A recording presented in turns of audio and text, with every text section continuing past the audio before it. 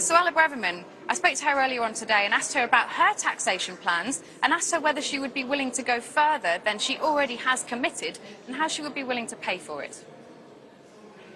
I think we've got to look at that. It's incredibly onerous and it's unpalatable for people who are working and hard-working families.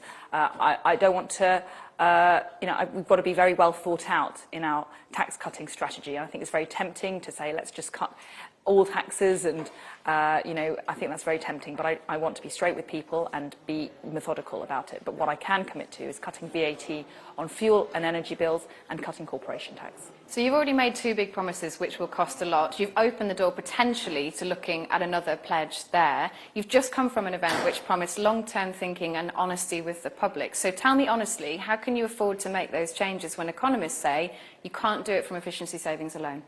Well, I think it's a combination.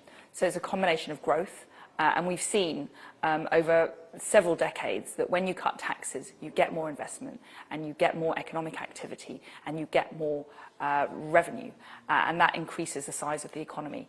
And that's a big, big factor. And we know that our economy responds very well to a low tax climate. We've seen it in the past. You want to make those tax cuts immediately, and growth will not be immediate. I'm not saying it's going to be immediate, but it's definitely real and it's meaningful. And that growth in our economy is how we do end up paying for those other public services. The other side of the coin is looking at our governmental budgets and what we're spending as a government. And I think there's far too much waste and overspend. And that's because there's too much demand. So it's a multifaceted solution.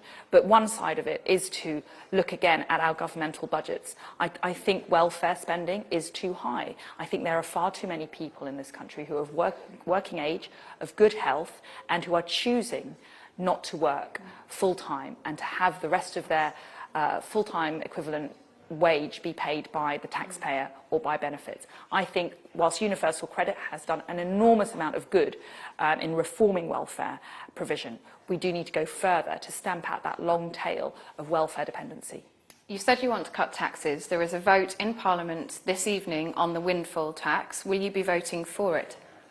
Well, actually, I think that in terms of the Windfall Tax vote this evening, I'm not quite sure what that is going to be dealing with, if I'm honest. That is, I'm going to be looking at that carefully before I vote. I'm still a member of the government. I'm still a member of the government for purposes of providing stability and continuity.